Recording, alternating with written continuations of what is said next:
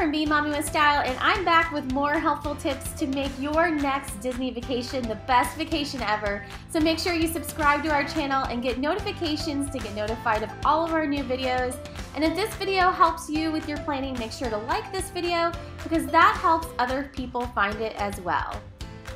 So it's no secret that we love some great Disney dining, shopping, and snacks in the park, but we also really love all the rides that are in the theme parks as well.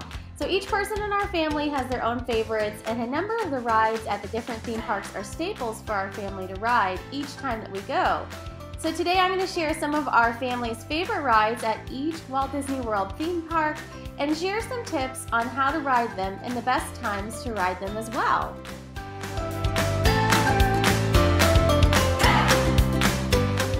Our first theme park today is the classic Magic Kingdom.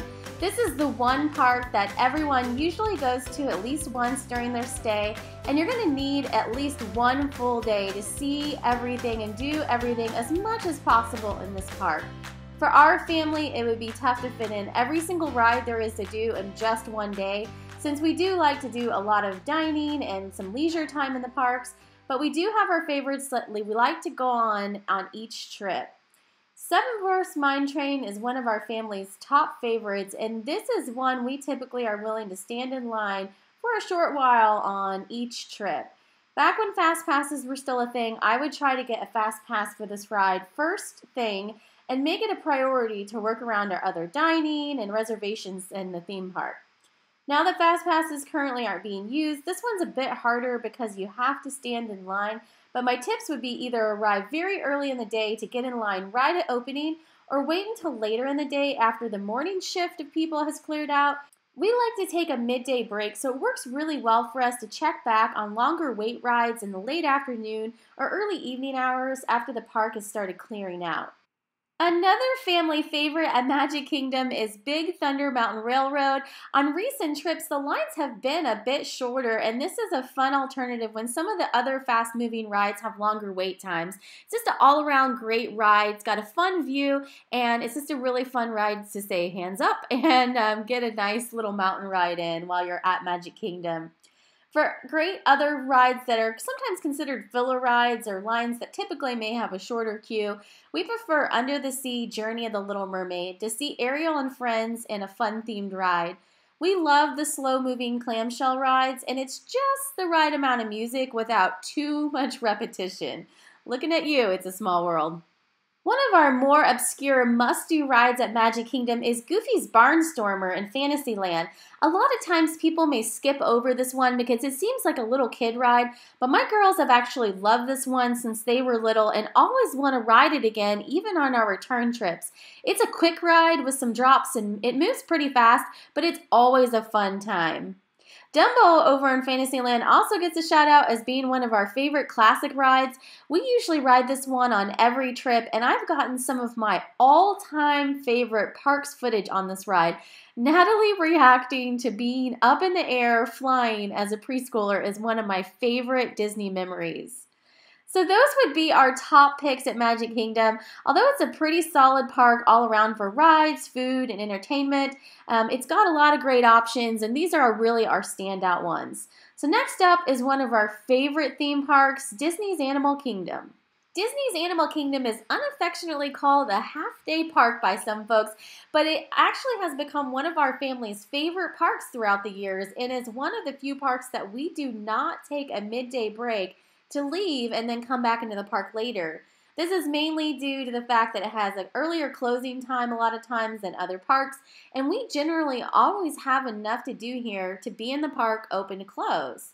Ride-wise, this park does have some hidden gems, and yes, I do consider the Kilimanjaro Safari a ride, and our favorite ride at that.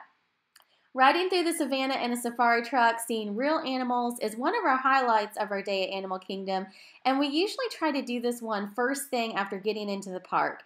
If there's rain expected on your trip, even better. We found on days where it was rainy that the animals were out and more active instead of hiding to take refuge from the sun. In case you haven't noticed, because I film them absolutely every time we show this ride, the giraffes are my favorite animal on the safari. Expedition Everest is the bigger coaster ride at Animal Kingdom, and it's an on-again, off-again family favorite. Different kids of mine have this down as a must-ride at different times, and strangely, they never seem to overlap. I'm always up for coasters, so I ride it with whatever child that has deemed this necessary on the trip, and most recently, this has been on Natalie's must-ride list, and on our last trip, she actually brought home a stuffed Yeti to celebrate the ride. When it's hot out, our family likes to ride Kali River Rapids, but only if it's above a certain temperature and usually right before we're going to be leaving the theme park. No one likes to walk around the theme park all wet. I realize that I'm naming off almost all the rides that there are to do in Disney's Animal Kingdom, but again, I did say this was one of our favorite parks. Triceratops Spin is one that we usually always do over in Dino Land, and it's very reminiscent of a Dumbo ride experience, which is probably why we like it.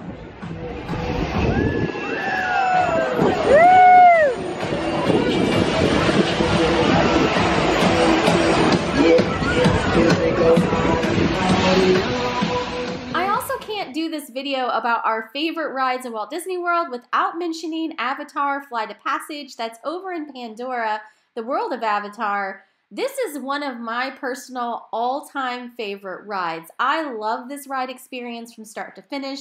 I just think it's amazing. I love the simulated flight rides, as you hear in the rest of this video as well, but I think this one in particular was just executed brilliantly. It's definitely worth a wait to ride it, but our family will not do the 3+ hour waits that I've seen sometimes for this ride. We've been very lucky to basically work it out to ride it a number of times with a minimal wait, but I absolutely love this ride over in Pandora, and the flight is amazing along with the immersive experience while you're on the flight. All in all, Disney's Animal Kingdom is one of our favorite theme parks because of the variety of offerings and just the overall vibe at the theme park. Some of the new additions at the next park have definitely moved it up the list though. At Disney's Hollywood Studios, I think it's fair to say that the new ride additions have changed the park experience completely the past few years. This is one park that went from having just a few rides, it seemed like, to having a number of rides that are really sought after with the addition of Toy Story Land and Galaxy's Edge. Our family, we're huge Star Wars nerds, so of course Batuu is one of our favorite places to hang out, but our favorite ride at Disney's Hollywood Studios may surprise you. It's actually Star Tours. This ride has been at Hollywood Studios for years, and my husband and I both remember riding this ride when we were younger, even before we had kids. And this is something I know we are going to ride on every trip, and everyone in our family loves this one. Like I said, I personally love the simulated flying rides. I also really love that in recent years they've changed this one to have multiple storylines, no spoilers, so it keeps the experience a surprise. The new rides in Galaxy's Edge are, of course, new favorites as well, being Star Wars fans, but we've also been really lucky to been able to ride Rise of the Resistance on every single trip since it's open so far, knock on wood. We were at a few media events where we were able to ride it after hours, and since then I've gotten a ride number through the queue system as well. I will say it does seem like it leaves it up to a bit of chance and your cell phone connection as to whether you're going to get a ride queue number, but my best tip here is to have the page open and start refreshing at 0.59 of whatever time the queue opens that you're waiting for and start trying to get it. Just keep hitting that refresh button. The second that it pops up as an option to select your party, do not hesitate and move as quickly as possible to reserve that time. This method has worked well for us. We also love Slinky Dog Dash in Toy Story Land, but I will be honest and say we won't wait over about an hour for this one. So on our past few trips, we've focused more on spending time hanging out in Batuu than anything else. You should definitely watch our ride-on video of Slinky Dog Dash, though, because it is a really fun one. And next up is a park that's known more for food than rides, Epcot, but it really does have some hidden gems that I feel like no one talks about. My all-time favorite ride at Epcot that our whole family loves as well is Soarin', and I've actually gone into the park with a hopper just to ride this ride before. This is another ride that I feel like gets classic status, and it's incredibly immersive. I love the scents that combine with the scenery and the feeling of flight. It's just all around good. And also at Epcot, a kid favorite of ours is Test Track. We make a point of trying to ride this on every trip when we're there with the kids. Both kids like this, and they love the interactive play that's before and after the ride as well. And yes, if you're there, riding the Frozen ride is a fun one. It's going to make the list. I remember this ride being one of the few rides Epcot actually had in its pre-makeover days. But for my little Frozen fan, I have to admit this ride is definitely a draw. They've done a really good job of weaving this into the existing land and connecting with younger fans. So for us, the Frozen ride is a win. Two more obscure and not talked about as much rides in Epcot are some of our family's favorites though. And I want to make sure you know about these two because I feel like these are must-dos when you go to Epcot. Grand Fiesta Tour starring the Three Caballeros is an adorable boat ride in the Mexico Pavilion, and it usually always has a short wait time. In fact, at time of filming this video, it has a 5-minute wait. I honestly just don't think many people know it's back there. It features Donald Duck, which I love his antics, and it has some fun videos and music. My girls just love this one. It's a great, just casual boat ride that's in air conditioning, so I definitely want to give that one a shout out. Another ride I don't hear much about is the clamshell ride in Epcot. Did you know that there was a clamshell ride in Epcot? No? I feel like a lot of people don't realize this. The Seas with Nemo and Friends is in the Living Seas area of Future World. It's over there by the land. And it's a fantastic interactive ride that uses real views of the tanks in the Living Seas as well. If you have ridden this ride and have younger kids, I think that it's a must-do. We also really love just visiting the Living Seas area and have literally spent hours there before just seeing everything. I think that this whole area needs a video done specifically on it because I really do feel like it's a hidden gem at Epcot and more people need to know about it. I hope this video has been fun and helpful for you to think about what rides will be must-dos on your upcoming Disney vacation. Let me know if you have any questions in the comments down below, and don't forget to subscribe to see all of our upcoming Disney trip vlogs as well. So thanks for watching and have a magical day!